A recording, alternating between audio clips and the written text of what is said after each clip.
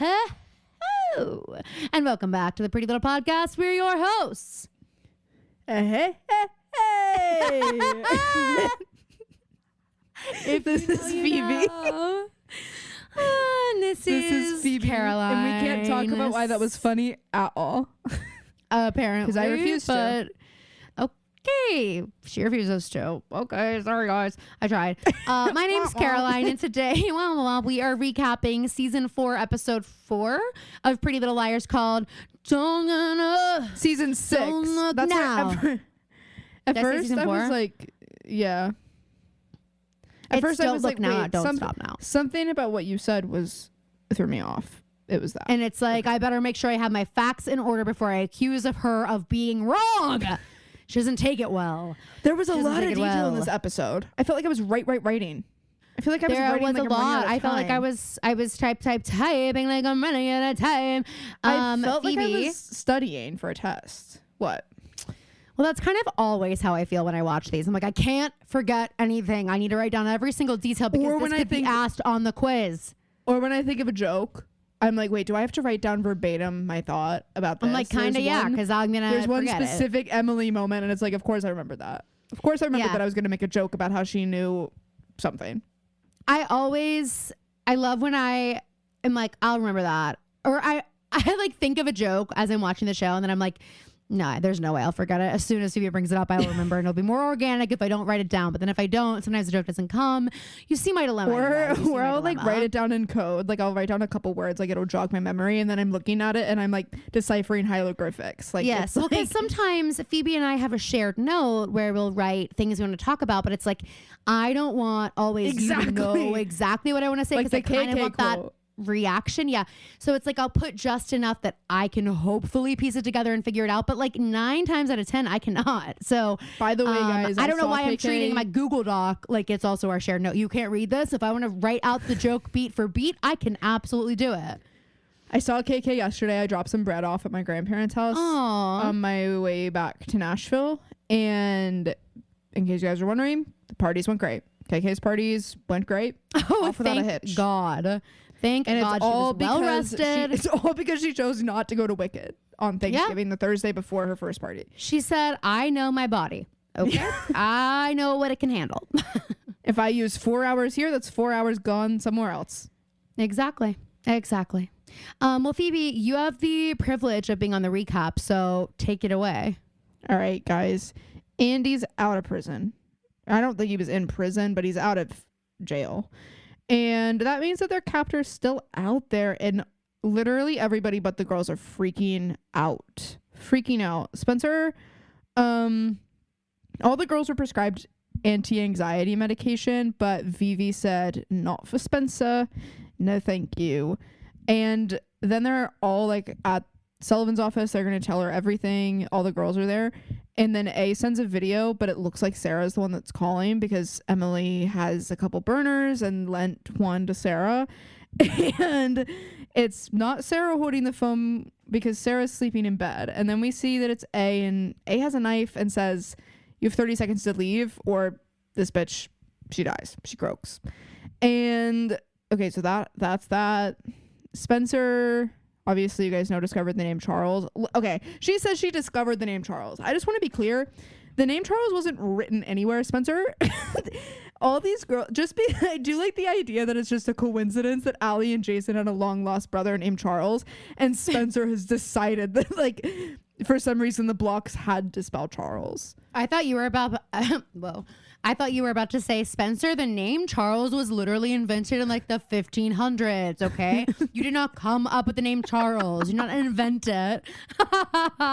That's even better. Oh my goodness. So Aria found a picture of 2 boys at the apple farm with Jess in the De Laurentiis house where they're like looking for proof of Charles, and it matches the video that they saw in the vault in the dollhouse.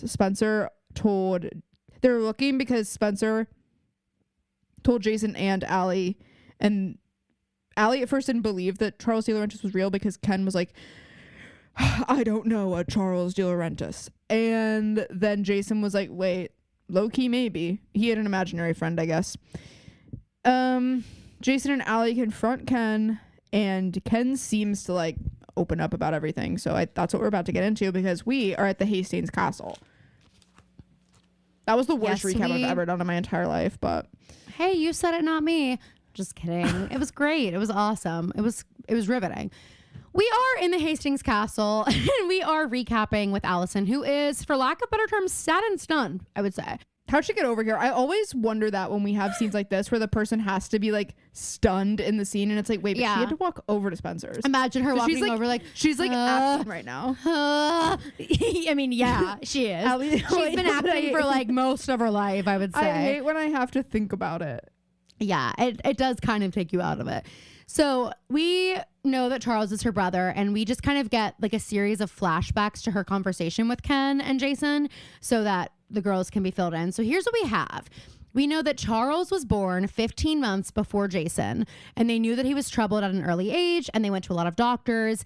And then when Allie was like 11 months old, we'll find out what happened later, but basically Charles got too dangerous to keep in the house, so they had him institutionalized at Radley, and then Jesty and Kenneth wanted to move to Rosewood after he was admitted, because Jesty wanted to be closer to Charles. And it's so funny because Aria's like, why would your parents not tell you that? And it's so like, she's like, my parents say they're open books. We can ask them anything. Our parents are like, knowledge is power, kids, and we want you guys to be well-informed citizens of society. You just know Aria's like, my parents would never keep something like that from me. Literally, Aria is very judgmental every time, because the way that we're watching this is it's like a flashback, but like they're asking Allie a question and then we don't see jolted back to reality for a second, and it's like exactly. You know, when it's like the mirage or whatever, and it's like everything gets a little blurry, and it's sort of like that, and then you're jolted back to reality for Aria to ask like, my parents tell me everything or something like that. And Hannah going, your dad's a fucking liar. That's literally, that's what Hannah says. And because they say, why would they keep, that's what Aria says, why keep him a secret? We don't have secrets in my family. Yes. And right. Allie says it's because, well, her mom wanted to tell them, and Ken wanted the kids to have a normal childhood. And I did skip a little bit, sorry. Radley didn't help. Yes. Things got worse. No, you're okay. No, I don't think you skipped this. This was after. The Hannah's lying thing I think happened after this, but whatever. We know that Charles could not have done all of this, or that's what Ken thinks, because apparently Charles is dead and killed himself at 16. Spencer, how do you do it? I was like, okay, Spencer, let's be a little bit delicate here. This is a sensitive subject. And that's not the last time I said let's be delicate in this conversation, because Spencer goes, he's lying, or Hannah goes, he's lying. No body, no grave, no proof. No proof. Oh, no body, no crime. That's what Hannah says. See, they do listen to Taylor Swift. Yes. You guys. And there's no body because Charles was cremated, and Ken was conveniently out of the country when Jess decided to have him cremated. Can I ask a question? Okay. So Emily's like, where is he buried? And Allie's like, he was cremated. And I'm like, I know you don't technically... That wasn't an answer. But don't you still, like, I know maybe he's not physically buried there, but he still has like a gravestone. Like, isn't that the question? More so than where is he physically, like, where's his body? Emily doesn't want to like check it out. She's just curious. But that doesn't stop Hannah later. Hannah's ready to check it out. Exactly. And Allison's like getting really protective at this point when Hannah says he was lying. I hate when Allie acts like this. I know. Allie's like, he wouldn't protect somebody who would try to hurt us. They're like, well, then why didn't he already tell you this? She's like, because he was ashamed of what he did. And it's like, I don't think Ken D has ever felt shame in his life. He's not really striking me as someone that like feels much shame. I actually think she nailed it on the head with that. I think it definitely strikes me as someone who's shameful. But of very specific things, and the way that the Hastings would be ashamed of something. I think they're similar in that way, like looks and things like that. So like, if Charles was gonna like tarnish their family name, well, he'd be totally chill with being like, I'm just gonna act like this was Jason's imaginary friend, and we're never gonna talk about it. Right. I think that's where I'm like, when Allie says he was ashamed, I feel like Allie's saying Ken was ashamed about the lie and about what they did and about shipping him away. But like, I don't think Ken has ever felt shame about something he has done. You know what I mean? Because it's interesting. I heard the line as what he being Charles ashamed of Charles. Yeah, like ashamed of Charles taking his life. Right. Interesting. I don't know. Bradley and what we find out he did to Allie later. Yes. So Spencer's not letting this go. Spencer's like, well, Spencer answers to Charles, so she has but the way she says it, like Hannah is being so like blunt with all of it, and then Allie's like, okay, or Spencer's like, okay, well, A does respond to Charles, and like the video was there, so we're gonna, until we can like get some kind of proof, we're gonna have to like keep following this thread. Right. Spencer's like, are you trying to say that something that I saw in my dream might not be legitimate? Are you insane? Do you know how insane you sound? Exactly. Spencer's just like, okay, are we crazy? By the way, guys, let me just remind you. I know we have the video, but I know I talked about this a little bit in the recap, but all we have is Spencer rearranging blocks in a dream in her head. I mean, literally in a dream in her head. What if, and what I also if her brain misremembered the letters on the blocks? We know that A has this obsession with Allison.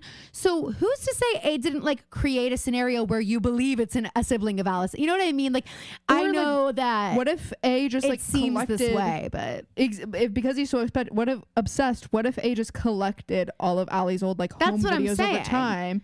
And like maybe that was just one of Jason's friends. Maybe that's just one of Jason's friends in the video. Right. We don't really know that Charles is attached to that stuff. Like, for all we know, that could just be another room with a dollhouse that you were like supposed to find. So I know that's not what it is. And again, Spencer, too much into maybe his name isn't even Charles. Maybe your mind wanted it to be. Exactly. And so it is. Maybe the mind of Spencer Hastings, the sleep-deprived mind of Spencer Hastings, isn't always reliable. Ever thought of that? No. Oh, there was a sad moment about the sleeplessness later. Oh, this episode kind of hurt me with her and the sleeplessness, in which we really realize about like why the sleep is so important now too, because like there was no sleep happening in that dollhouse at all. Yeah. They want to try to go to Radley to figure things out, but then they remember Radley is closed down. They can't. So there are a couple lines in this episode where the writing is like it was written so that the audience was delivered information, and they didn't do a very good job of like sliding it in there. Maybe because like there was a big moment where Allie just said her dad was ashamed, and you and I both interpreted it completely different.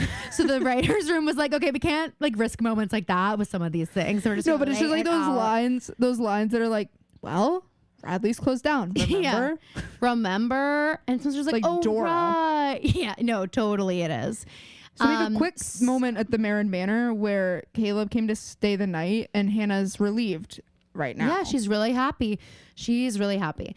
So we have Shower Harvey at the Fields house messing with her new haircut, which Emily don't lie. Emily goes, I like it. No, you don't. No, and you Sarah don't. knows. Sarah knows she doesn't like it. Nothing's funnier though that Pam opens the door and comes in, and like Pam first looks at Emily and then she turns to look at Shower Harvey, and in that moment I was like fully expecting Pam to jump 10 feet in the air. Even though she knows Shower Harvey has that haircut, I'm still like, Pam's the type of mom that every time she sees it she's like, oh, still just gonna take some getting used to. No, it's just gonna take some getting used to. I just want to make sure you did that and not some intruder. I just keep forgetting that apparently I helped, which is what we heard last episode, and I'm like, Pam Fields did not give you that haircut. Pam Fields, this does just not seem like you at all. Pam Fields gave her like a really sweet haircut, and then Shower went in there and like did the rest. Went into the shower. Took it from there, yeah. And so Pam comes in to say that there's an appointment with Dr. Sullivan for both of them. And Sarah visibly, her hair is like a little bit wet. Like she just got out of the shower. She's like, yeah, I'm gonna go take a shower. She's like a full face of makeup on. It's like, girl, okay, we know it's your one catchphrase. If she was like a doll you could buy in a store, you like press her button, she goes, I'm gonna take a shower. That's like her. Every time line. She says she's gonna go take a shower, Pam is like seeing dollar bills in her head. Pam's like, and there goes the water bill. Yeah, awesome. So Aria, I was gonna take a shower, but now I know I can't. I guess I'm not. We can't. You're gonna use all the hot water. Aria is doing what she does best and searching for death records, obituaries, anything online. She's not having as much luck as she once did. But she's looking for anything on Charles. And Byron walks in. I just want to say, long time no see for Byron Montgomery. He's giving like pretty good dad vibes this episode. For freaking once. One of my favorite lines from Aria in the scene is, he's like, what are you doing? You know, I noticed you've been taking some photos. And she goes, yeah, it feels good to focus on something other than myself. And I'm like, okay, let's open up you're going to find all the mirror selfies. What about the mirror selfies, Aria? She's like, well, your affection isn't technically you. Your reflection is something else. Yeah, Clark. I know. I kept being like, where's that? Where's that photo in here? Because we watched you take it. We watched. And I know you wanted to develop it. She was like the most fascinating thing of all. My reflection. So Tanner called and wants to talk to the girls. And Byron said in a few days. But listen, whenever you're ready to talk, Aria, I want to hear literally everything that happened to you. We find out Byron's like a true crime freak and he like wants to know all the details. I'm sorry, but even if he wasn't, can you imagine our mom in this situation if we came home and we like just hadn't told her everything? Our mom is a true crime freak. So she would be waiting outside our door every morning waiting for the breadcrumbs of the story. Like, just tell me a little bit. I know. Like, she would be the fact that, I mean, us coming home from school, it's like she wants a minute by minute play by play. If we're not going to fill her in on the dollhouse, what a betrayal. It's like Only Murders in the Building, but it's Only Murders in Mount Lebanon. And it's mom like recording a podcast about us. Literally. She's like, you guys That's what Sarah Harvey's mom is doing. Yeah, she's like, Sarah, shower. I don't have time for you. I'm building an empire for us. Anyway, so Aria does not want to talk about it now or ever. And Byron's like, well, what if we just did something just the two of us?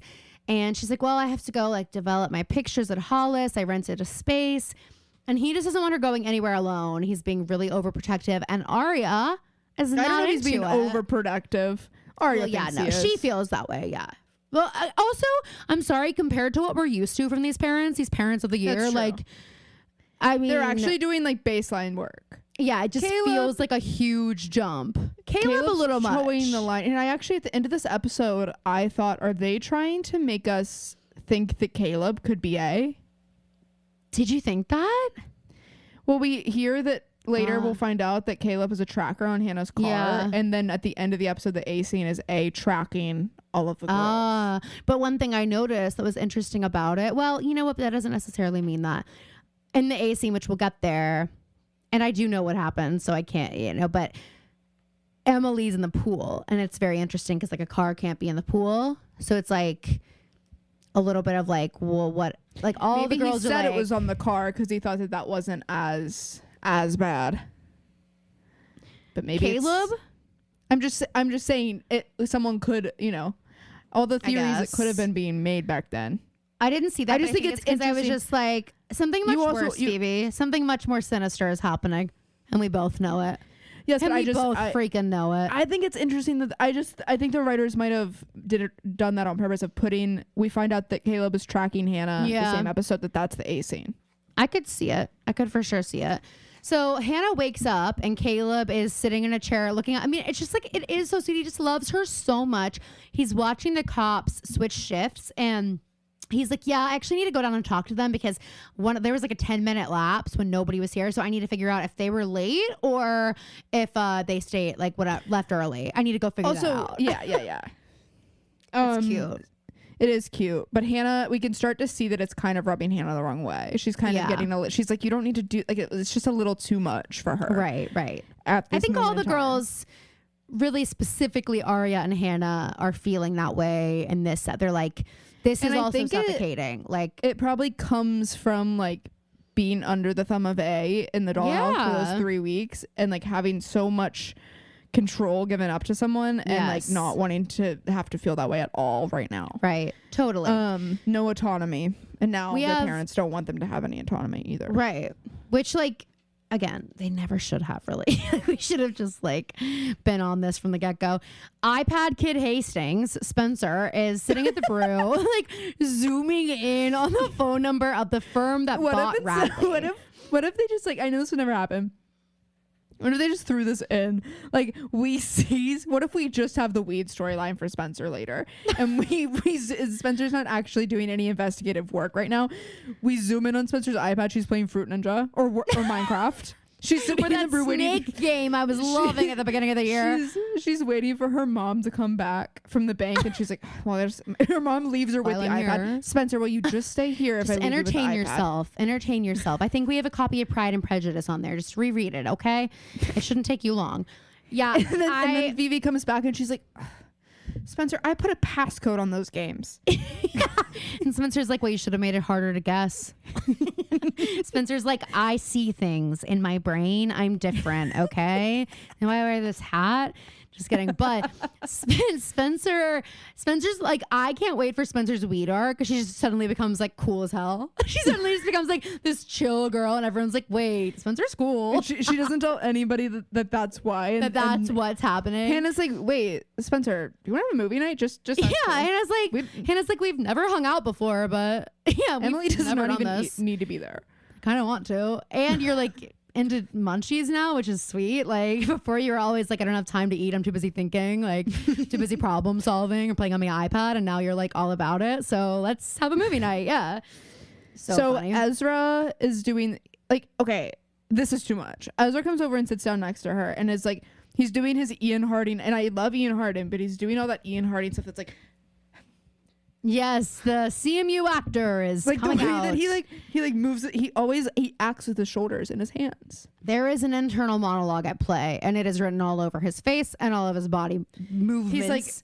He's doing this pointing, because you're not supposed to point when you speak. He's like, Spencer. Wait, I can't see your hand. Okay, but it is this. Okay, yeah. Also, it's also the Chris Connell. Woo! And now the Ian Harding, and now the Z Fits.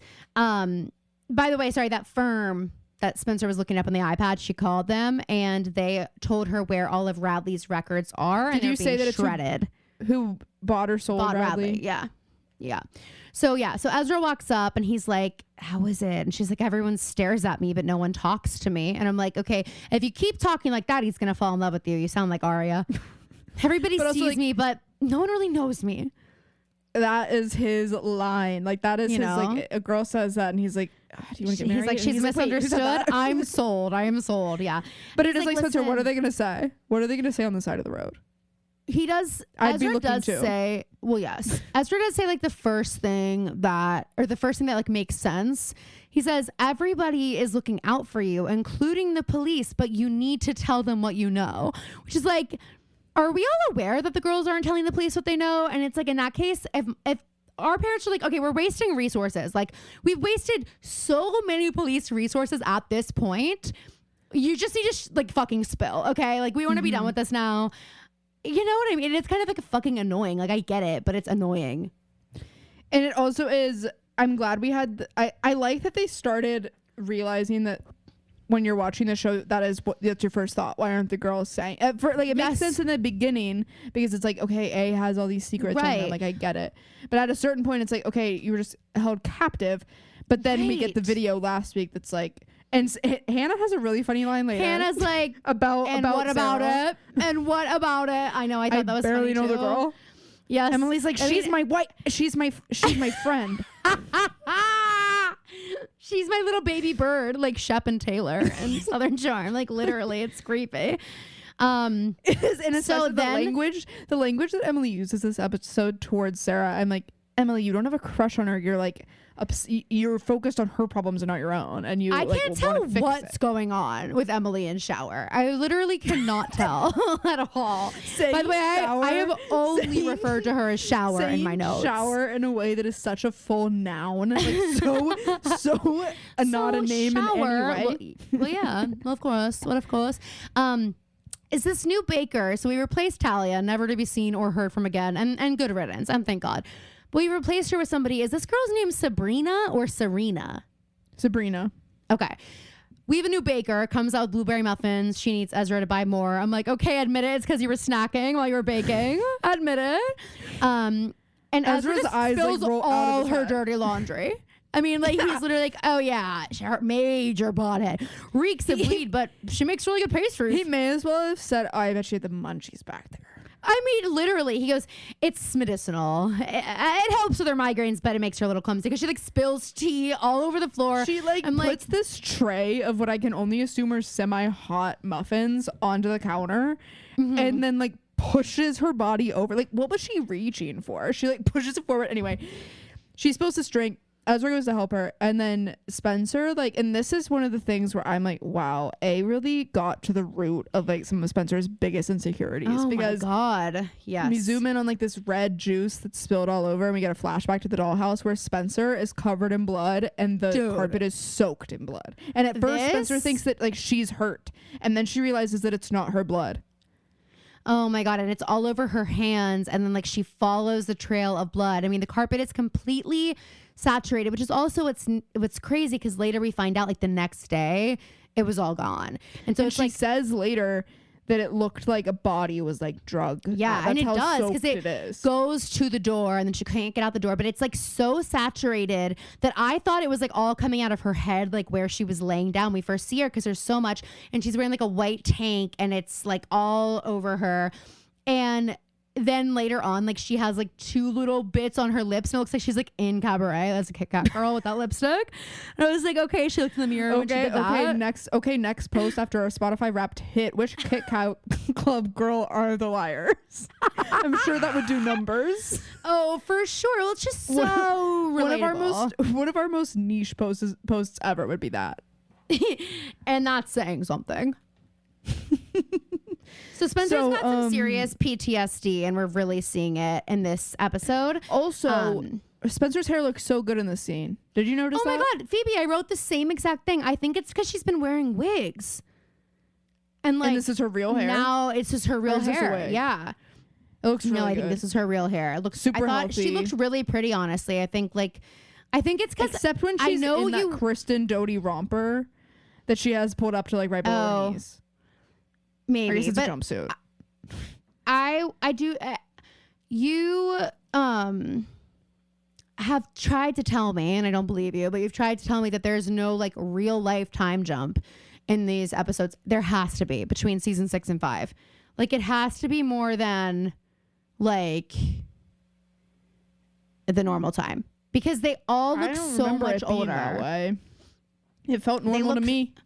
They look a lot older. Spencer, like her makeup style is different. Like there are a lot of things that are different that I'm like, Maybe it came out at a slightly different part of the year, but it didn't feel like, because I was in 6th grade when it started, 5th or 6th grade when it started, and it was done like my sophomore year of high school, maybe it's junior year of high school.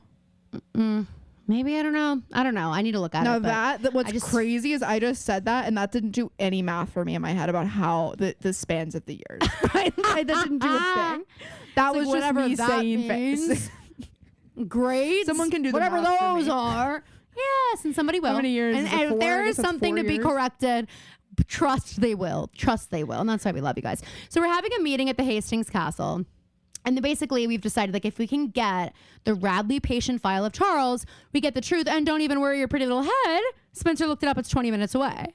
And she's going to go ask for her files from Radley so they'll know if they've been shredded. Because basically, Radley would have to put in the file if Charles was released. Because at some point, Radley's closed. He would have been released at some point. Or if he... Right. Or especially if he were to have killed himself. Like, but then I was also like, there is a world where Radley, we already know they're corrupt. Yeah. There's a world where they try to cover this up and they don't include it. Well, so it's like Spencer's we can't even like, exactly. That's what I'm saying. So it's like, we know they're not always on the up and up. So it's like, yeah, technically this should give us some answers, but realistically, will it? I don't know. Hannah's like, oh, okay, that's fine. Caleb can drive. And Emily goes, what? Emily's like, no. Caleb can't know what we're doing. He can't know what we're doing.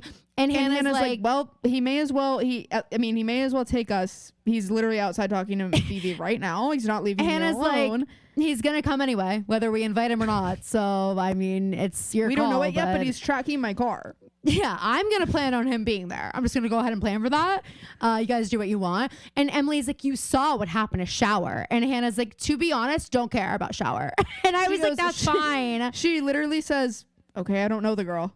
And honestly, I was like, that is a fine thing to say. Is that evil? Well, I think when the implication is that she would have been murdered in Emily's bed, I think it's a little bit insensitive.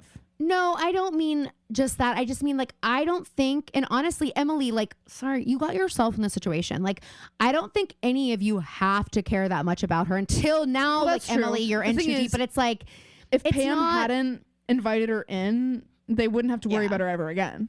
Right. Pam, this is all your fault. In the dollhouse at all. Right. Exactly. So before they leave, we see that Spencer's like shaking and she like can't close her water bottle, and Aria goes, "Are you okay?" Aria's like, ow, you just got water on me. I'm allergic to water. That kind I am. The bottled kind. That's not natural. That's not natural spring water, Spencer. It's the forever chemicals. It's sparkling. Ow. That's sparkling water and it's burning my skin. Ow. Oh my God, you guys see this? It's red. My skin's red. Spencer, you know. God. And Spencer's like, so anyway, how are those pills helping you? And Aria's like, pills? At a time like this, you fucking pillhead.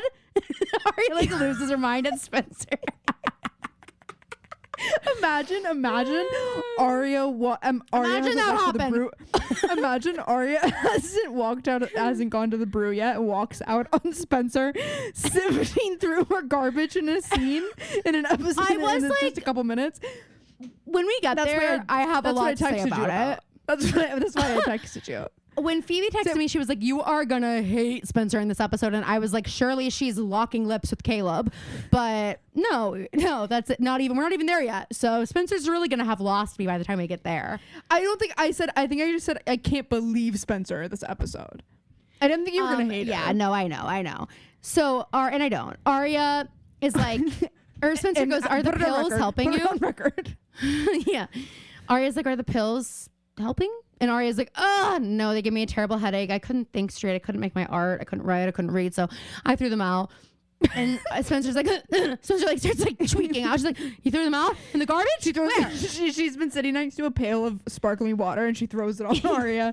Yeah. And Aria's like, melting.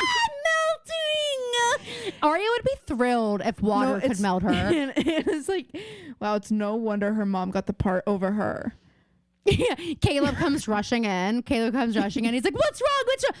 Oh, it's just you still pouting about the fact that you didn't get cast as Alphaba on the Rosewood National Tour like your mom did." It's this again. Oh my God. He's like, "You know what? It's this again. Out of all you four, she's the one I know I'll never date." He's like, "You might have thought it was Emily. You might have thought it was Emily. It's Aria." He's like, "I know I could make it work with Emily. She maybe couldn't. I wouldn't be that hard for me to make it work." Hannah's like, "Okay," and it's kind of weird when you talk about how pretty you think Emily is, and it's like you can never be with her though. Yeah. So anyway, they're gonna meet at the brew in 1 hour. In that hour, I thought, okay, so this next scene, I thought this was happening within that hour. It turns out it's happening like an hour later. So I'm like, Spencer, why didn't you just say an hour and a half? If you needed, it was like she needed Aria to leave. That's what I mean. Before she could search her trash. And Aria got there on time. And then, of course, Aria is the one who texts her like, "Hello, we're here. Where are you?" Aria's probably like, Aria herself was probably like 5 minutes late. She was late. Yes. And then they're all just like willing to, they're like at the brew. They're somewhere comfortable. They're like, "We can just wait until Spencer gets here." And Aria's like, well, she's like, "We said an hour." It's just like we did. Like, am I crazy? We did say an hour, right? Did we all? Is your phone dead? I literally think it was Spencer said an hour. So I literally swear. I'm just saying, and it's just like, promptness is. I appreciate promptness. That's all. I mean, I'm on a respect thing for me. It's really just a respect. It's really just really a respect. How much does you really respect my time, our time, mostly my time? Anywho, so Spencer and Z's time. I mean, he could be turning over tables. Of course. The one thing that also drives me insane is Spencer walks up to the Montgomery Mausoleum. There's a cop car out there. And she's like, "Oh, Aria just told me to get something from her house." And the cop's like, "Okay." Excuse me. It's like, "Okay." Gets back in his car. Spencer goes to the trash can, which is outside of Aria's house in plain sight. In front of the house. And it's not like our trash. Not that you guys know what that looks like, but our trash is like on the side of the house under a little thing. Like it's not on the front of the street. Also, how did you feel about the yellow trim on the Montgomery house? You know what? I didn't notice because I was too preoccupied by the apparent piles of shit that were in their garbage. What the hell is that brown stuff everywhere? Rotten avocado? You don't have a pet. Okay, so what is it? I think it's that the Montgomerys might say they compost, but Ella can't stand the flies. So like she finishes shame of the Montgomerys. They say that they compost, but Spencer just discovered they don't, and she's fiending. She's fiending too hard to even notice what she's looking at. She's pulling out all, like, I do love that they were like, okay, it's Aria's trash, let's just put a bunch of heads of lettuce in there. Like, she's just pulling out like cabbage, like all kinds of like carrots, celery stalks, the kind of like the kind of food that you would put in a compost bin. But Ella doesn't like the flies, or a rabbit's cage. Yeah. Or a rabbit's look cage. Like that, but what a weird Did one Spencer to rope in even there. get any pills? I'm like, and also this is one of those moments where I'm like, and if you're someone that's, you know, like struggled with, like, I mean, Spencer clearly, I don't know that I think she's like an addict, but I think that she is, you know, the way Lucy Hale actually describes her relationship with alcohol, I think is really interesting. She says, she's like, I can go days without drinking, but when I do drink, it is not like it is for everybody else. Like, when I drink, I don't stop, and I will keep drinking, and I will make terrible choices, and I will do X, Y, and Z. And so what I realize is, like, I might not be addicted to it, but I am allergic to it. And like, think of it as like, I have an allergy. Alcohol doesn't affect me the same way it affects other people. So I don't feel like Spencer's like, you know, addicted to taking pills. I just think that for her, it's and like also, a different kind of thing. I don't think that the lack of the pills is what's driving her to do the crazy things where like someone looking from the outside would be like, yeah, Spencer's rooting through the trash looking for extra pills that were thrown away. It's more so the sleep behavior of addiction, but it's not the lack of the pills, it's the lack of sleep that's driving her to do it. But it's like, it's in that moment where it's like, okay, Spencer, you're on your hands and knees looking through your best friend's trash in broad daylight in front of police, and that I feel like is that moment where you need to be like, what the fuck am I doing? You know, and she doesn't really have that, which I thought was interesting, which makes me think like, okay, but this is still a different, the fact that it's even this much of a thing. Honestly, I'm shocked she didn't turn to weed sooner. I know. I wonder if it was like a timing thing. Like the times came around and then they're like, wait, I guess we can throw a weed storyline in here, and it's like, chill. They already had a weed storyline. Yeah, and Maya was sent to camp prison. know, but wasn't it in the pilot they have them smoking pot? So it's like, that's supposed to be an overreaction when they send them away. So it's like the attitude couldn't have been that bad, or they wouldn't have put it in the pilot episode, you know? But Maya is supposed to be like, I know, but that kind of influence. Yes, but I just think that like there's a reason they chose weed and not pills. You know what I mean? Like, it's a different thing. Anyway. So, okay, sorry. So, I don't know. Did she even get pills, though? I didn't even see. I saw she found the... And it's empty. And at container. First, for some reason, I misremembered the scene, and I thought she, like, started rooting through, like, the individual, granules of dirt. Well, she does, but she doesn't find a pill. I thought she, like, found pills that were covered and caked in dirt, and I thought that, like, she was going to take those. Well, I think she would have. I wasn't sure. I wonder if... Okay, yeah. So... we go to Allison and Ken. They're just kind of sitting in silence. And Allie asks what they did with Charles's ashes. And he says they were scattered on the lake. And he, as Phoebe mentioned, did not go. Jess did it. And they did not have a funeral. Sorry, just 1 second. I wrote down Allie excluded era before I realized, because she's being excluded from all the top secret missions with the core 4. So I've started writing Allie excluded era. Okay. And then I remembered that this is actually the renaissance of our excluded era, because she was excluded. She was literally missing. She was excluded from life. Yeah. You don't get much more excluded than that, I'll say. I will say that. But here she is reading a cookbook. I thought it... Yeah. It's like, okay, I can tell you're fake reading. That's what I thought. It's like a big book. You don't read a dictionary. You know what I mean? Like, I don't even know when Allie was in school. Ken... admit something here that I think like is so layered. He basically says it was a relief when Charles died because they didn't have to worry anymore. And I just feel like we see on Allie's face that she's like, is that how you would have felt if I died? And that's the way they make Jason feel. Also. Yes, very much. Like all the De Laurentiis kids have felt that way. And now I think that also adds a layer of like, she didn't know Charles. So it's kind of, but it does seem like this episode, she's trying really hard to like have that sibling relationship. Like, oh later, yeah, a little bit eyes rolling out of my head about it. Allie's like trying to mourn her brother, and I'm like, girl, you didn't know him. You can chill. Literally, later on when Hannah starts digging, she goes, "Stop it! That's my brother." Not really. Like, okay. Like, not really. He's your same brother. He Spencer is your sister more than like Charles is like your brother. Exactly. And you don't go to bat for Spencer like this, bitch. Like, and also Jason, your real life brother is right here, and it's low key weird of you to say that. So I think that this Ken giving that glimpse into a part of the De Laurentiis experience that she would share with Charles probably is like something for her to latch on to. You mentioned rompers once earlier, and I just want to ask, like, did rompers just get invented for this episode? Because everybody's in this next scene, every single girl's in one, but they do look cute. Like the fashion and Emily was in one in the first. Is it the the same one? I don't know, but Emily looks really cute in this. Well, scene. In the first scene of this episode, Emily's in a romper, and they're also, but Aria, Spencer, and Hannah are like dressed to the nines, and they're all. Aria's in it's really actually stark when you look at it. Aria's in a peplum top. Of course. Spencer's not in an A-line dress, but she may as well be with the way that her arms around her torso are like cinching her dress. And Hannah's also in an A-line. And I'm like, okay, this is the most like clear picture of this time period where like it was an A-line or bust. A-line or bust. Yes, 100%. I'm really glad we grew out of that. Although I do love an A-line. I loved the straight dresses. Ugh, I hated those, but a shift dress is what it's called. But I preferred an A-line or a trapeze or a fit and flare look because for my curves, that's what made it look the best. Just saying. Maybe I'm thinking of a fit and flare. One second. That's like all the same thing.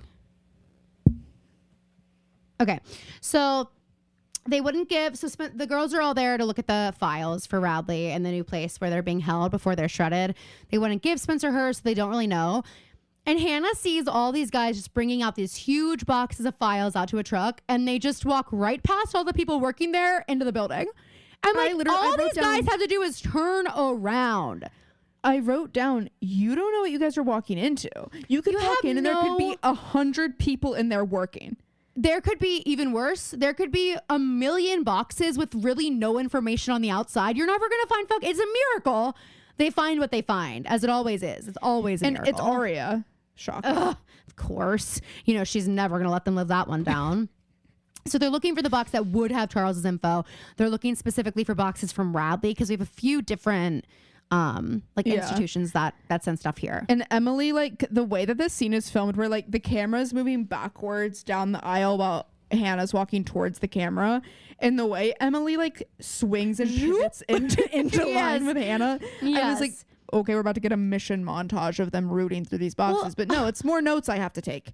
I have to take. They were gonna have like a cute little moment here, and I was like, wait a minute. It was really awkward. What's going on between you guys? Guys, let's talk about this. What is going on? I literally was like, this is the first I've heard of things not being good. You guys seemed fine. Emily, it seems that Hannah also was like, wait, what?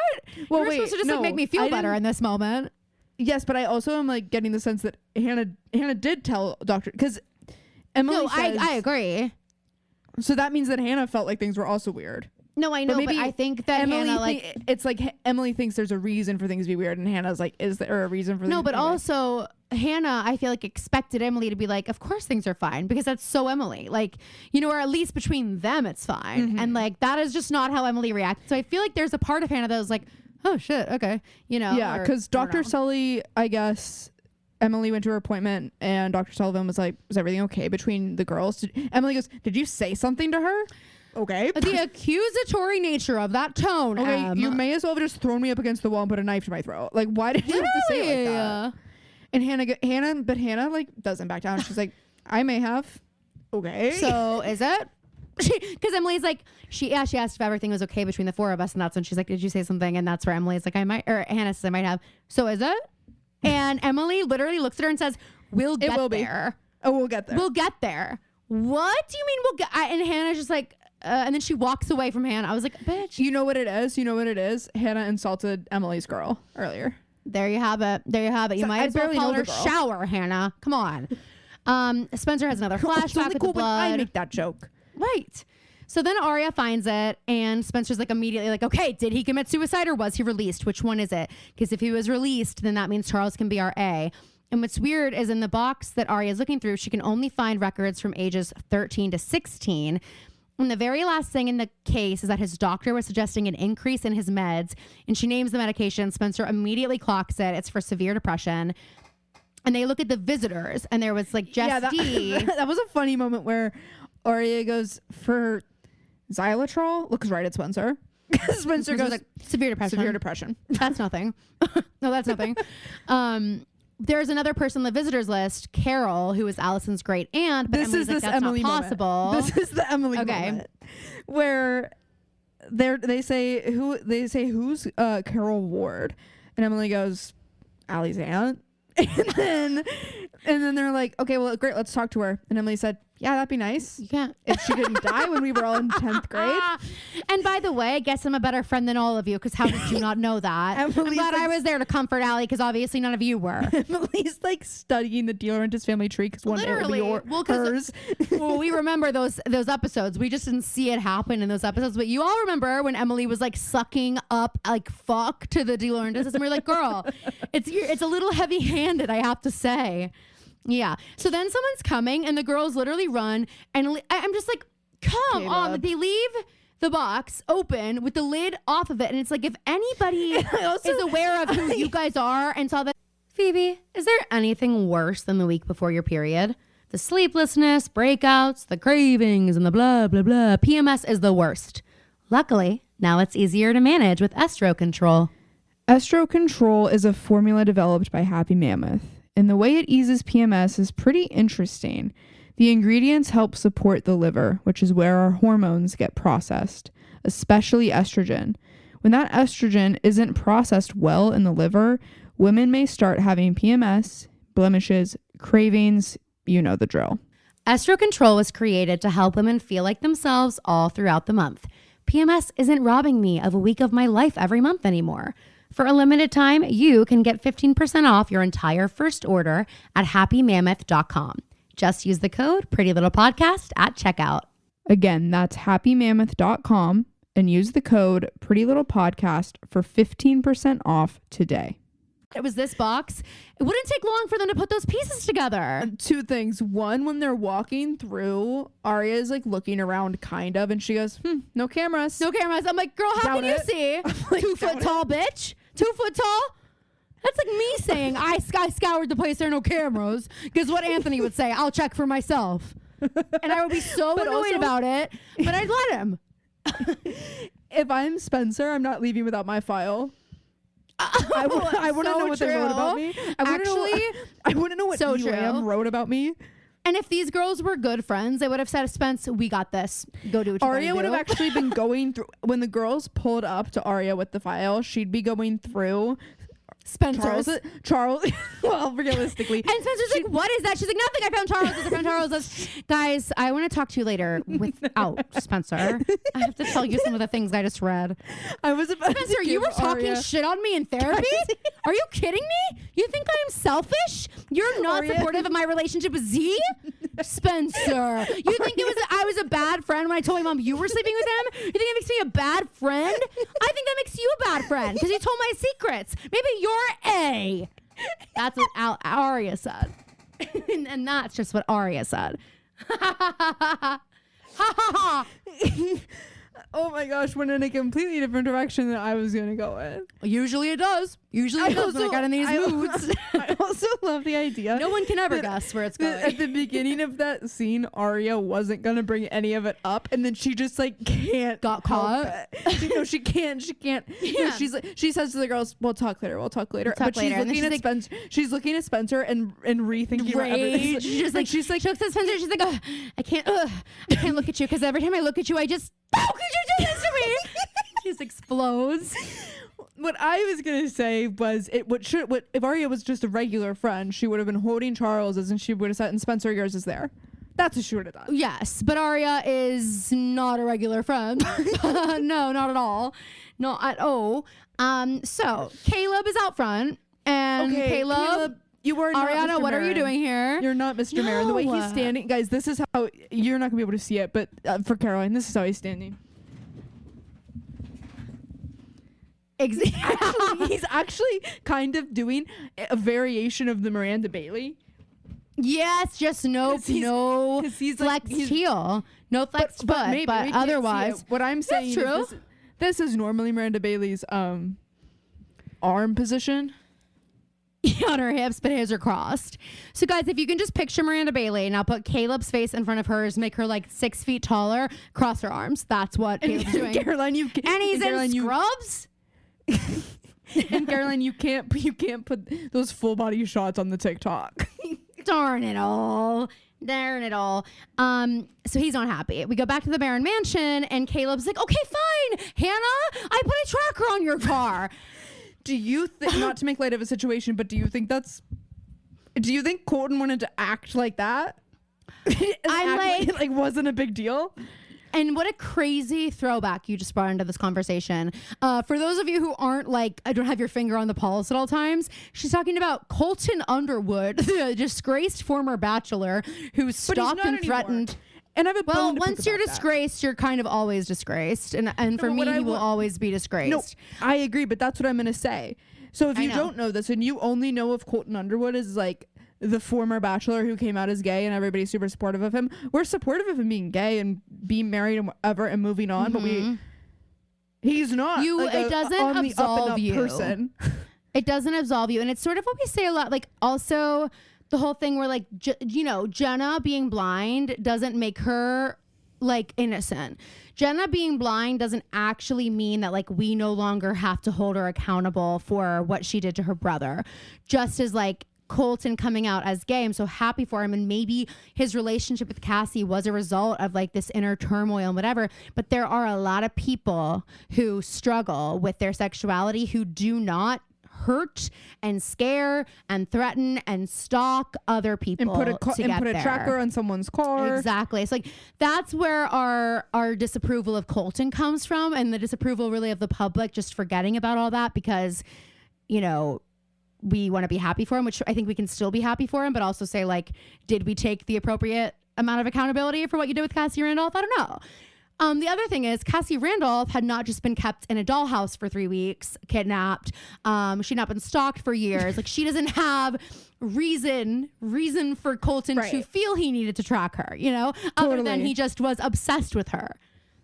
Totally. Motive matters. Yes. But the way Caleb says it is like he doesn't expect Hannah to be as mad as she is. No. But Hannah's just also like, she's just so fed up with all of it and she's just over it. Okay, it's kind of funny the way we get this, like we get 3 kind of back and forths and we can go through each of them, but we get Hannah coming home with Caleb, Aria coming home and Byron is there, and then Pam and Emily having like a moment. Really thought that like something must have happened while they were at the data center. So that did was I. Like a revelation. They're gonna tell, just like when Smart Andrew was like let out, and like the girls get back and they're told. Like I thought it was gonna be some like big break in the case. Yeah, that's exactly what happened. So basically, Pam doesn't want Sarah to hear what they're talking about, and it's that Sarah was playing Fiddler on the Roof and was literally up on the roof, and she was having an Aria moment because Pam wasn't having it because Pam doesn't go for Aria moments. Pam's eyes aren't in this scene because they've rolled out of her head. She goes, we didn't watch it, but I'm sure she was like, Sarah, literally what the hell are you doing up there? And Sarah's like, I just want to watch the sunset. To watch the sunset. Honestly, before my next shower, in between my last shower and my next shower. in my last shower. Yeah. Sarah Harvey has the same voice as Ella Montgomery. You're right. She does. That's what she does. Talk that way. Pam found Sarah on the roof. I don't know if Phoebe mentioned that. She said Fiddler on the roof. I did. Well, you said Fiddler on the roof. Sarah was literally on the roof watching the sunset. Girl, not in the Fields house, okay? Not in the Fields house. Now she's downstairs. You picked the wrong girl. There's a girl in the group where this would fly. Absolutely. Not this one. Maybe that's where she ran away to. Pam's basically like, Sarah's listening to this whole conversation. Of course. And honestly, it's not amateur hour. Why didn't you guys think about that? But Sarah Pam wants Sarah gone because she has a good point. If something happens to Sarah while she's here, it's Pam's fault. Pam was like, the girl was trapped in a bunker for 3 years. She doesn't know what eavesdropping is. We're safe here behind a closed door. Right, exactly. They only invented eavesdropping in the last like couple of years. So 2 years? So we're on the clear. But Sarah is, as Phoebe said, listening to through the door as Pam's like, we just, neither of us know what she's been through. We don't know what she needs. Like, she shouldn't be here. Aria and Byron, she gets home and like has all the excuses. My phone died, blah, blah, blah. And basically Byron like found out she wasn't at Hollis and he was like, I'm taking you tomorrow. Where were you? This isn't a punishment. This is just like how it has to be. Like, I need to keep tabs on you. That's just how it is. Mm-hmm. Then Spencer is at the brew and she's like pacing back and forth basically in circles around the brew and is like, this imagine line, Spencer's like fully pacing back and forth and like she's like, Ezra, why everybody, see what I said? Everybody is looking at me. Everybody's literally looking at me and nobody's saying anything. It was like, I'm like, if okay, Spencer, I hate to bring it to you, it's not because you were held in a bunker for 3 weeks. It's because you won't stop walking around everybody's tables. You look really guilty. Like, you're making everybody uncomfortable. If I closed my eyes and I didn't know what they sounded like, I would think Aria said this line because Spencer begins her introduction to Sabrina by saying, yes, I don't know if you know my story. As if like, of course, and I'm like, which story, Spence? Do you mean the one that you're like addicted to drugs, or do you mean the one that you were held in a bunker, or like that she broke up both of your sister's marriages? Like, I don't know. You just knock over your tree? No, I haven't finished decorating this, but how crazy looking is this tree? I can actually barely see it. It is so pixelated. Oh. Yeah, you are really, really blurry. That's unfortunate. I know. So like, I can see that it's a tree, but you'll have to send me a photo for me to get the full effect. It probably looks better pixelated. Well, I see the gorgeous red star we have, so here for that.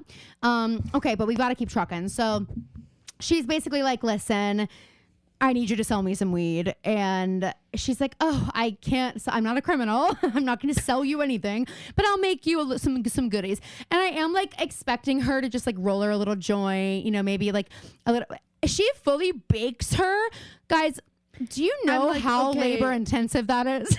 I'm a little bit like, okay, Sabrina, you can't convince me you don't have a full-fledged business selling business. Because how are packaging. You may as well put your business card in there and there's a little overnight like I can't verbally say I'm going to sell you anything, but here's my Venmo.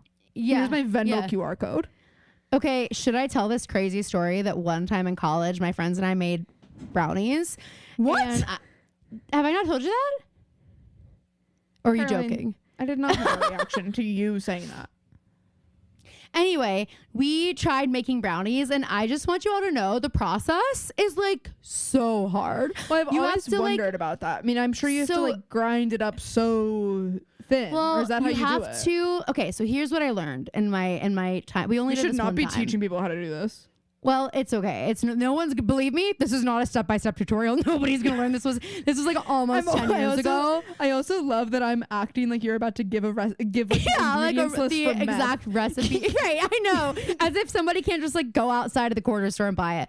Okay, so what it's called like decarbonization, or someone who's actually good at this is going to like come for me over this, but I'm pretty sure that's what it's called. So like the reason like the weed has to be heated to like let the THC out, otherwise it will not get you high. So like if you were to take like a nugget of weed and just eat it, it won't do anything to you. It has to be like heated. That's why it's not working. That's why it's not working. Leaves. I know you really have. You really have. It's been so weird.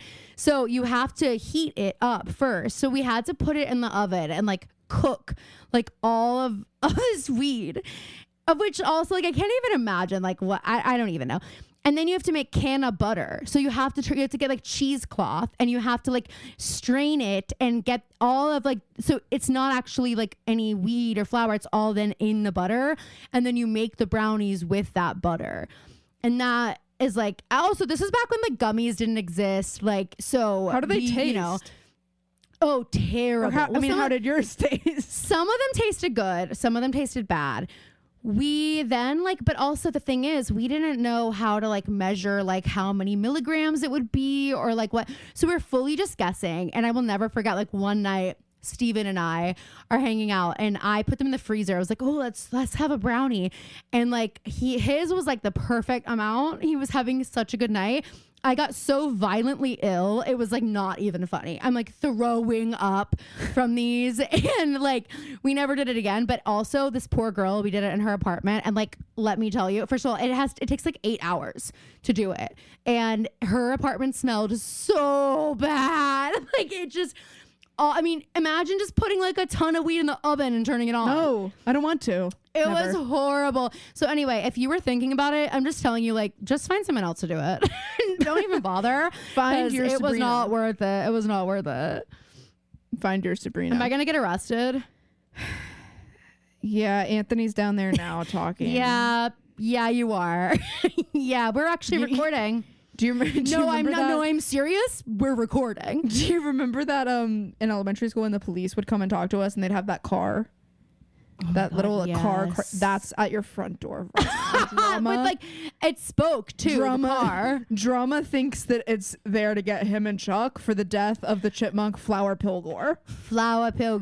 Everybody loved the drama talk, which I think is hilarious. We got so much positive feedback on drama. So next time he has a message, I'll definitely let you guys know what he says. So Spencer makes sure that Sabrina's familiar with her story.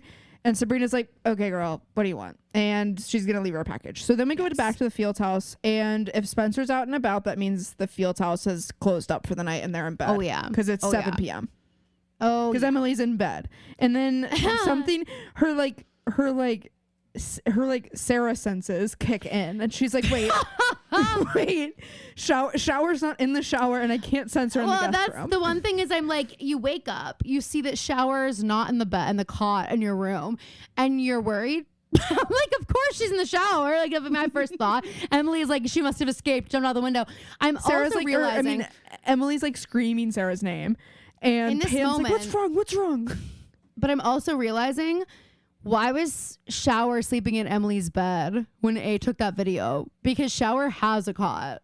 So also, if I'm Emily, I'm like, and by the way, don't sleep in my bed. I think we actually did a whole bit about that. Oh, did we? I don't remember anything. Because you said it exactly that way. You said, and by the way, can you talk about why you were in my bed? I know you're taking a lot of showers, but it doesn't mean you're clean enough to be in my bed. Thanks. Jesus Christ. So Pam walks in. Emily's like, she's gone. Jason is looking at a hilariously. Open, by the way. Yes.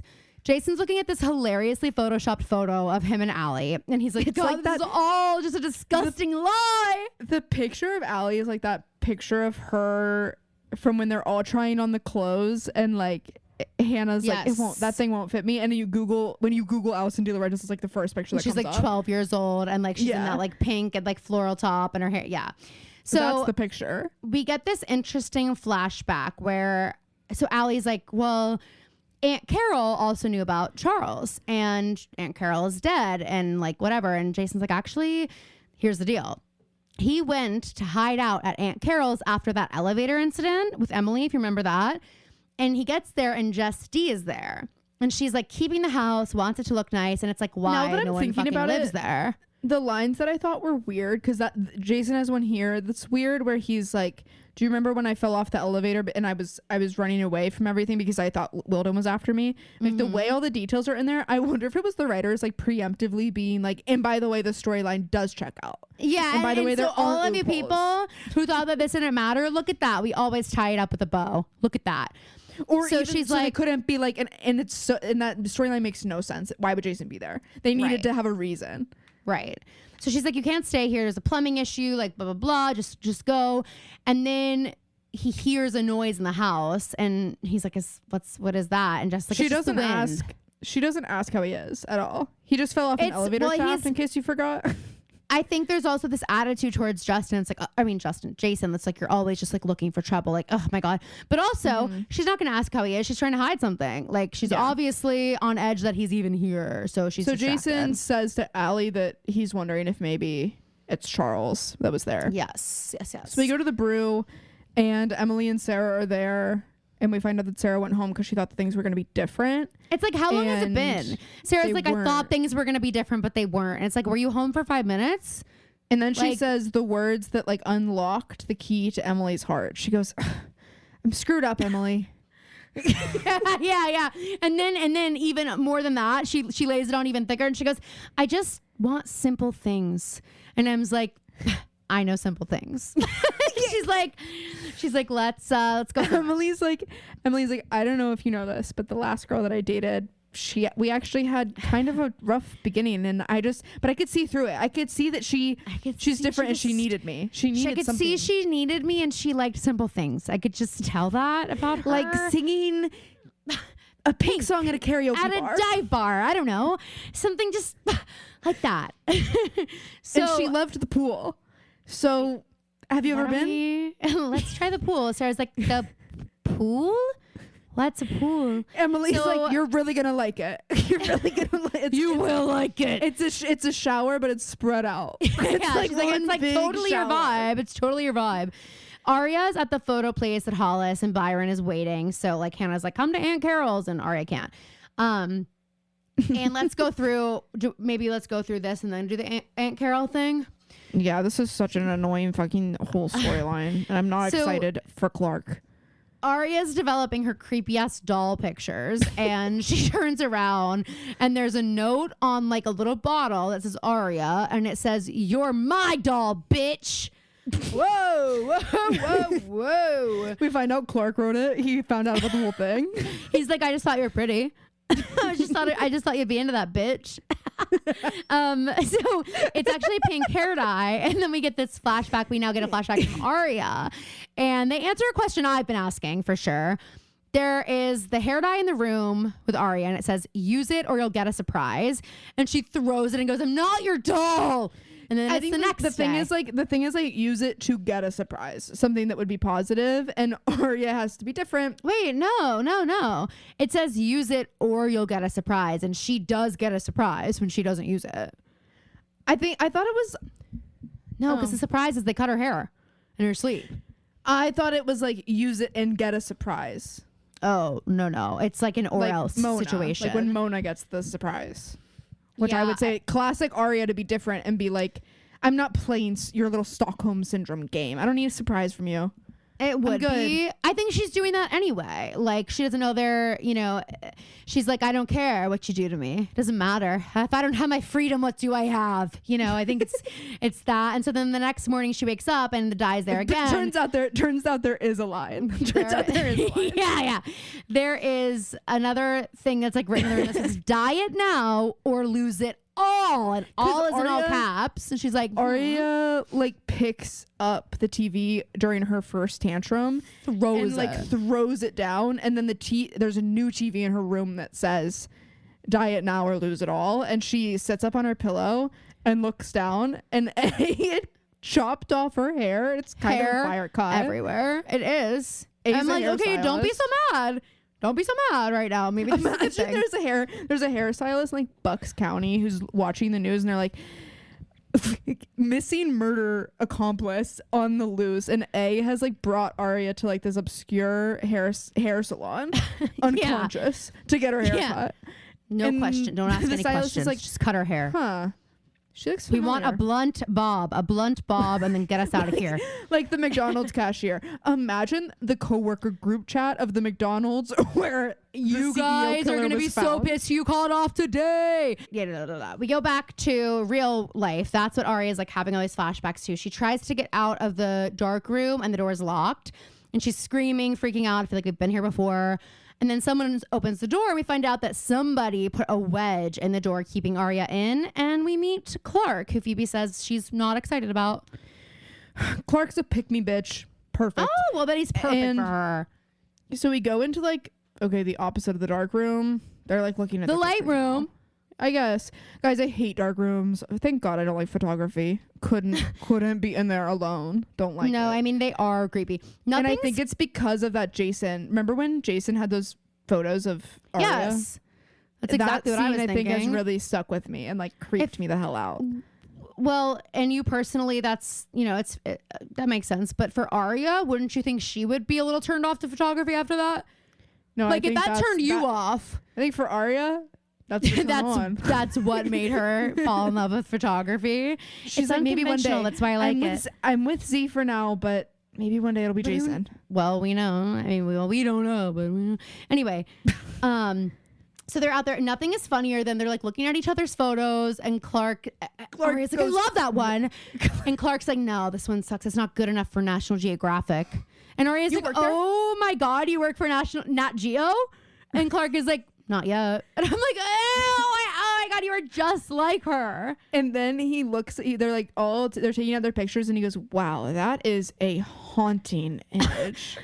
And she's like, the word I was going for was horrifying. But I mean, okay, maybe haunting. Sure. Okay, I look at on the way. And then he says, cock my head this way. Aria's about to start making out with him and like straddle him on the table because he says, you have a great eye. Yeah. And she's like, I've been told. She doesn't say that, but she might as well. And then he gives her a backhanded compliment and says, you know, it can really help improve your work if you listen to feedback. He's like, don't be afraid to show your work and get feedback. That's how we improve. I'm like, what if the picture that he was like, that's haunting, is like the photo of her in the mirror? The photo of mirror her? selfie. That's totally what I thought I was going to be. I would have loved it. I also thought it was interesting that all of her pictures are of dolls, and they were just in the dollhouse. Well, yes. That might be on purpose. He gives her the photo that she liked of the tree, and he goes, something to remember me by. And she literally gives him like an eat shit look. She's like, wait, I forgot. I missed this in my notes. When she walks into the photo lab before all of this happens, I wrote down, Aria, why smile at someone if it's only going to make them feel worse? Because she walks in there, and this is the kind of smile that she gives like the college cashier, like the person at the desk. She's like, I read somewhere that if someone doesn't have a smile, you should give them yours. And it's like, not that wasn't for you, Aria. She walks up to them and she's like, hey, I know you probably know my story. Yeah, keep your eyes on your own paper, please. She walks in, she's a name tag that's like, don't ask me about my story. I know you want to know, don't ask me about my story. A shirt that says, you know my story, not my name. Yes, she like changes her name. She changes her name to Ocean in college. Okay, so then we go to Hannah and everyone pulling up at Grey Gardens. I mean, whoops, sorry, Aunt Carol's house, but it is giving Grey Gardens. They go in, like, I don't understand why your mom would keep a smelly old house when nobody's living here. And I'm like, smelly old is Hannah's favorite way of like describing something. Yes, smelly old house. Part of me is like, is that not how the line in the script is written? It's like different every time, but Ashley Benson just has put that in Hannah's vocabulary. And like it tracks for me. And Caleb calls Hannah, she ignores. I'm like, okay, writing's on the wall with that one. So while they're doing this, Spencer has more flashbacks of her like screaming at the camera. This is what the did sad you make part. me do? What did you make me do? Not me about to go into the raw emotional part of the scene, and Caroline going into the Aria store. I think it's important that we have a soundtrack as well, setting the mood.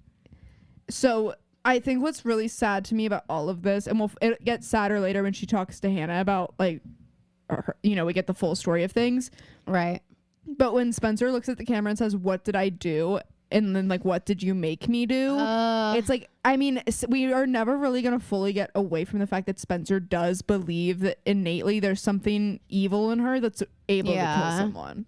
Yeah, under certain circumstances. I think she's got that fear that's like, when you're put in the... I mean, it's sort of what Hannah's like, we're all feeling this, which is like, when push comes to shove, would we do it? I mean, I think Hannah has that line, or Spencer has the line last episode where she's like, he just wanted to know that if push came to shove, like, we would do it, And yes, like, exactly. So anyway, Spencer's talking about how like every time she fell asleep, there was the buzzer that went off so it would wake her up. And one time it didn't go off. Was A doing that just to her, or do you think it was like a machine? Like I think it was just to her. I think it was like specialized torture for each girl, or why not put them all together if you're gonna do the same thing? But So but it's also like, because that wouldn't have the same effect on someone like Hannah. Hannah's like a snooze, sleeping through it, right? Which is what I mean. I'm like, part of me is like, was it like the generator buzzer that like went off and went on? You know what I mean? Like I didn't know. Yeah. But I do think it was probably A that was doing it to her. But she said there was one night where the buzzer didn't go off and she did sleep through the whole night. But she woke up the next morning covered in blood and it looked like a body had been drug out of there. And she's like, I don't know what I did. I don't remember. what happened, and she woke up the morning after that, and it was completely clean. Everything was fine. Like, right. Yada yada yada. I also just love that Hannah immediately goes, "You were sleep deprived. Maybe you imagined it." Like Hannah's like, you might think you're capable of that, but I know you're not. You know. And Hannah, like, even as she's struggling in this episode, there are still these moments that she finds to like be the friend that checks in and be the friend that whatever, and like, right. It's just noticeable that no one else does that. So Allie and Jason find something and they're like, Spanna, come here. And they found a tombstone for Charles. And Hannah's like, well, your dad said Charles was cremated. Why would Jess lie? Why would Jess you lie? I guess both your parents are liars. Sucks. And Hannah thinks the gravestone was planted. She's like, okay, A's always one step ahead of us. Fake as fuck. And I see right through this. This is where the similarities between Hannah and our friend Maddie always come back, because that sorry, that's fake. Sorry, that's and you can't tell me otherwise. Fake. Sorry, it is fake. Give me there happens to be a shovel conveniently located right here. I'm gonna start digging. Sorry, I hate to say it. Your dad's a liar, your mom's a liar, tombstone's fake, and your brother's probably alive and not dead. Sucks. And he probably tortured us and accused you of murder. Exactly. She's like, this is ridiculous. She starts digging, and Allie's like, that is my brother. Stop. And Hannah's like, shut the fuck. Hannah turns around and hits her over the head with the shovel. She's like, that's head trauma, bitch. She's like life imitates art. She's like, Spencer, you thought you were capable with the shovel. You always getting these flashbacks of you with the shovel. Oh, Spencer's the angry one. Spencer has so much anger. Doesn't know what to do with it. Let's get her in sports. You know what about me? I have layers too. Yeah. I'm like an onion too. So then Jason's like, no, stop it, Hannah. There are roots like that have been growing on this headstone. It's been here. And now Allie's like, he's really dead, and starts like crying like she misses her brother. To me, I'm like, okay, if it's real, then you shouldn't have a problem with me digging. I mean, I know it's disrupting the dead, but I'm like, okay, the body's there. Well, no, not if he was cremated. Well, then find the urn. Well, that would be enough for me. Scattered, but they might still have a tombstone. Because to me, I'm like, what if it's just an empty grave? Well, yeah, I mean, well, yeah. So, yeah. So the dealer and his doubles have a hug, and that's Jason and Allie, by the way. And then Hannah's like, way to lead us down the wrong path, Spence. And Spencer's like, no. A might not like be Charles, but A is assuming Charles's identity. I saw it in my dream. I saw it in my mind in my dream. And so he probably knew Charles. And so maybe Charles knew someone at Radley. So we need to figure out who was at Radley with Charles. And actually, if you're crazy for thinking I didn't have that all figured out from the get-go, I just needed to bring you here to get you on board. I know Spencer's right. But with what we were saying earlier about how, like, what if Spencer did just, what if Spencer is totally down the wrong path? Well, like, again, she kind of did. You're like, what if she totally imagine? I'm like, she did. She just continues to find ways that the answer is still Charles, because that's what her mind's eye saw. Exactly. So we go to the Montgomery Mausoleum, and no, now we're at the pool. We're at the pool. Oh, I want to skip right over this. We'll go quick. Shower and Emily are going swimming, and they decide to have a holding breath competition, which I'm like, Shower, way to prove you know nothing about Emily. You don't think Emily's going to beat you in this? That's crazy. She's an Olympic Shower swimmer. Holds her breath for 3 Mississippi's tops. I mean, tops. Emily's like, that's it. Okay, let's work on that. Let's work on Paige could go a lot longer. Yeah. I don't want to. It's not a competition, but like if it was. So then they take a break. Way, that's Caroline's whole energy. It's not a competition. But like if it was, I won. But if it was, I won and you lost. Those are Caroline's. Instead of counting sheep, Caroline's laying in bed like thinking of anything that she did today. She's like, okay. And if you're putting your shopping cart back at the quickest rate possible was a competition today in the parking lot, I would have won. I would have won. Yeah. I thought they were gonna kiss. Me too. They didn't. They didn't, but I did think they were going to. And Sarah's like, you like looked out for me. No one's ever done that before. Blah, blah. Now we go to the Montgomery interesting about Shay Mitchell is that she can really, like, as an actor, she can just turn on having chemistry with someone, because she's a Shay smirk. Sarah Harvey is giving the chemistry of a brick wall. Yeah. She's trying really hard not to. The actor's really trying. But Emily's like, let me just do a little flicker of my eyeballs. She's like, hey, you don't have to do all that. I got it. The camera will be on me mainly, and the audience will get how Emily's feeling. Yeah, don't worry. I do this thing. Do you know Megan Albatress? I do this thing. Do you know Megan Albatress? Do you know the Shay Mitchell smirk? Okay, go look up Demi DeVito on TikTok and you'll totally get it. So Aria is looking at her photos, and then Byron walks in, and she like quickly hides them, and I'm like, okay, they're just pictures of fucking dolls. You want him to ask so badly to look at them, so bad, and he but doesn't. this was a good little acting moment for her. Her eyes like well up, and she's like, "Can I show you something?" And I was like, what could this possibly be? Well, I know, but I didn't think it was going to be the picture of her room. What if he was like, I have seen this before. It's the self-portrait. He's like, I was literally like, is it good? She's like, this is me, but when I look at this, I don't recognize her. I literally was like expecting that. We realized she took one in that mirror and one in like the dining room mirror, and she's like, which shadows make me look more like Snow White? Darker. Which shadows make me look more like I have something to hide? Just wondering. I don't, of course. Just wondering. But anyway, I'm just gonna send this recipe to Anthony so he can start it. Okay. She shows Byron the picture of her room, and she's like, this is exactly what... Sorry, I'm not going to be so mean to her. I'll just say it in a normal voice. I won't make fun of her again. Oh, that's big of you. She's like, this is what my room looks like in the dollhouse, but behind the window was dirt, and behind the closet was like a cinder block wall, and the door was locked. And she's like... XYZ, everything, every decision was made for me, all this stuff. She talks about the dollhouse, and Byron's like, I get it, and I will console you here in a second, but I do just have to write this down for my podcast. me and all the parents are doing it.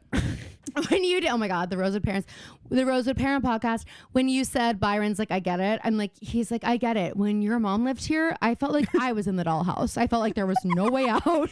He's like, wait, and finally I can relate to you. That is why I've been waiting, Meredith.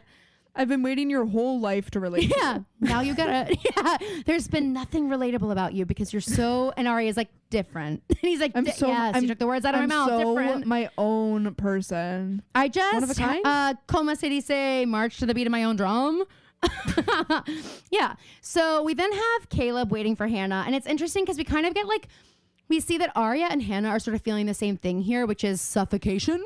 They're both feeling suffocated, sort of how they did in the dollhouse, and now they're in real life. And so, Aria's asking Byron to lay off, and Hannah needs Caleb to, but Byron doesn't have to because he's the dad. Caleb kind of does. So his first question is how Spencer is. And I said, wouldn't you like to know? Wouldn't you like to know how Spencer is, Caleb? Meanwhile, it's just because he was going to check on Aria's cops and he saw Spencer rooting through the compost bin in front of the Montgomery household. Spencer's giving tweaking. She's giving fiending. So he stopped by to see if they wanted to get dinner, but they weren't there. And she's like, we went to get food. And he's like, in the woods, you're covered in dirt. I think it's this specific attitude when I'm like, it is Maddie.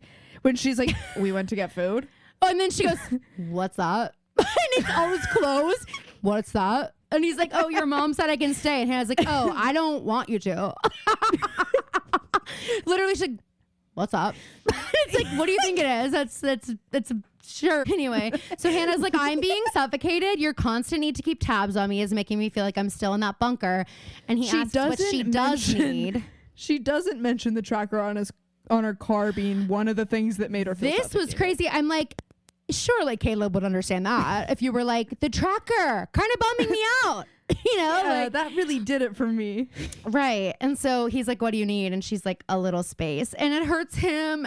So it hurts me. And it hurts him. And so it hurts me.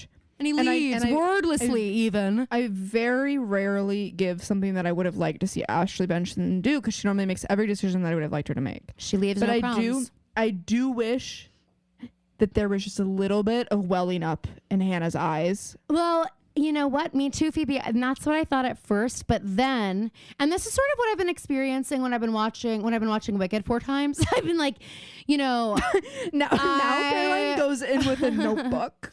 Yeah, I do. There is one line reading that Cynthia has I don't really get. And it's not that I disagree with it. I just don't really get it. And it's at the end when Ariana's like, I hope you're or she goes, I hope you're happy now that you're choosing this. And this is what Cynthia says. She goes, you too. You too. You too. And it's just like. No, but you have to get the smirk. You too. I know, the smirk. You too. I can't even do it. And I'm trying to make sense of it because it's like I don't disagree. I just don't understand the choice there. And this is this the same space to give my 2 notes for Wicked so far? I don't know if it's a safe space until I hear them, but sure, try. One is in what is this feeling when I'm gonna stop you right there. No, it's not a safe space. When Ariana goes to like turn off the lamp before she leaves, and she goes, yeah, yes, yeah. You don't like that one? It's just not my favorite. It doesn't feel like the most Glinda choice she could have made. Well, but it's because that's the lamp that they were fighting over. I know. It's the look on her face and the way her arm stays in this position when she turns around. It is a little. I see what you mean. I've noticed it. I picked up on it, but I don't. And really also, Ethan Slater's Let's Dance.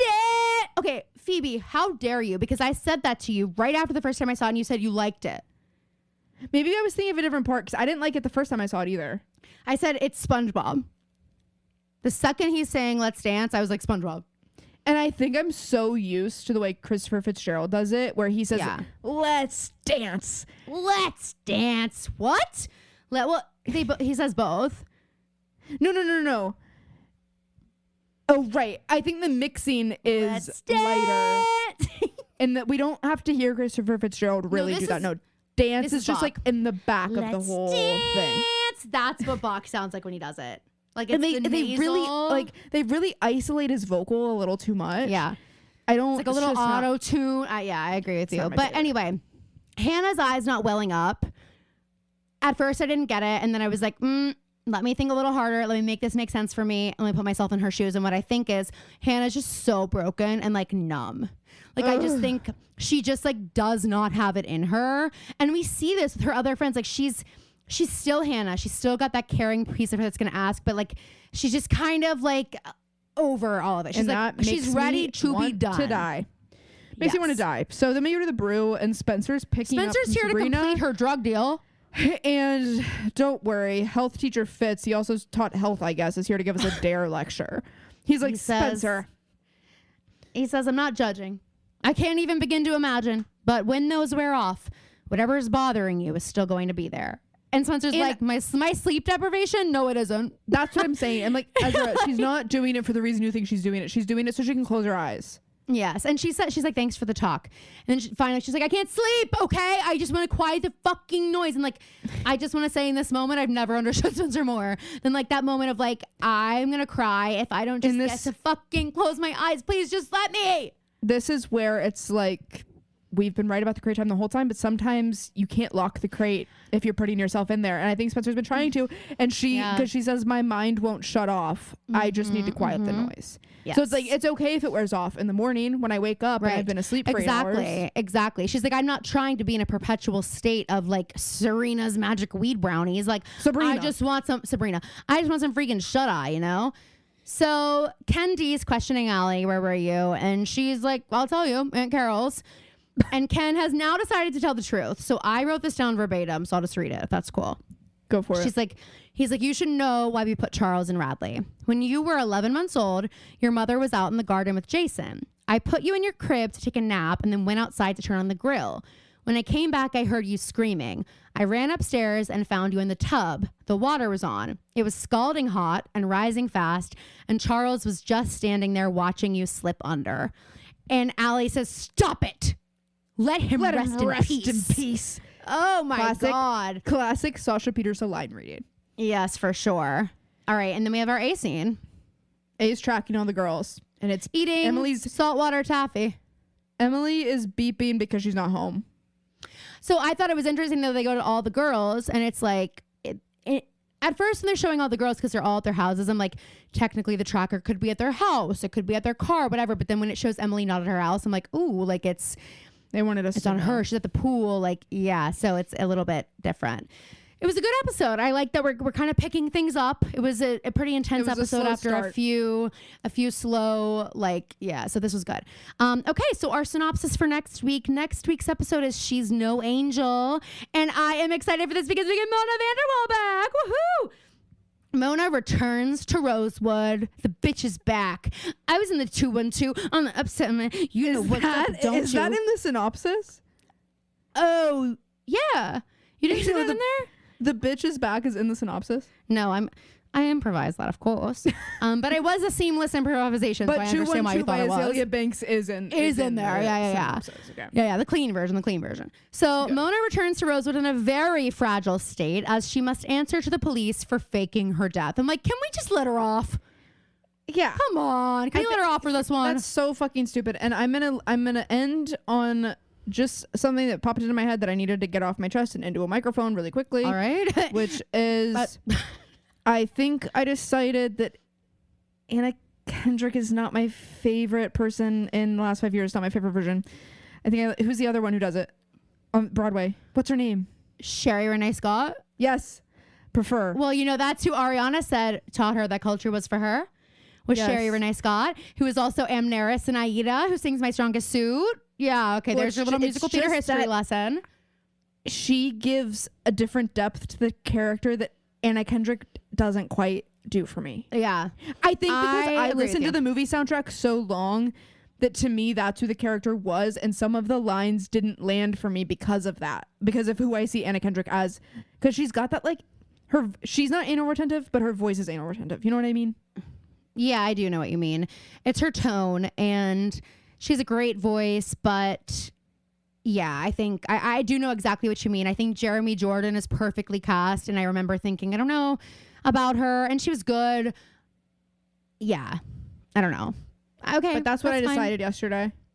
Did you watch it yesterday, or you just listened? I listened. What's your favorite song in the last 5 years before we leave? See 'Em Smiling or Summer in Ohio. See 'Em Smiling is so good. I mean, obviously, Still Hurting, and I do love Anna Kendrick's version of it. It's so good. I didn't want to give a basic answer.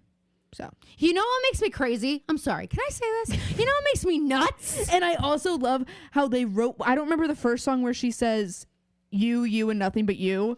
Is that Summer in Ohio? You and nothing but you, miles and piles and of then you. The way that they say it in the first song, and then when they say it in See 'Em Still Smiling, Hurting. It's in Still Hurting. It's in. Isn't it? It's in. No, because that's sad. I know. We hear it in the first time we hear it, it's like an excited, it's like when you first start liking someone. Goodbye and until tomorrow. Yes. Maybe. But that's at the end. But anyway. Maybe not. But anyway, there's a song before See 'Em Smiling, or I don't know which order I can't remember which order she tells her stories in, so maybe it's whatever. She starts at the end and moves forward, so maybe we hear See 'Em Smiling. The first song is Still Hurting. So See 'Em Smiling would happen before a happy song. Because that's when things we start hear that first, and then we hear it later, and she's like, it's that beginning part of a crush where you're like, I just want piles of you. Yes, miles and piles of marvelous novelist you. Oh, we love that. We love marvelous, marvelous novelist. Yes. But then in See 'Em Smiling, she says novelist. Oh, whoa. I didn't ever notice that. I think that's what I heard. It could either be that or novelist. Either way it works. Hey, by the way, guys, if that's not in the last 5 years, you should add it. That's my line. I thought it was her being like, nothing but you, marvelous novelist, you. Like she's making fun of that with marvelous. But I do like the idea that she's calling him novelist. I do too. And all again, right, I need to go. That if that's not okay, but if that's not in there, there's guys, someone in my line. house. There's someone in my house. I have to go. There's someone in my house. I don't know who that is. Mama, Kelly behind you. All right, guys. Thank you so much for listening. We hope you enjoyed this recap, and we will see you next week. And splat.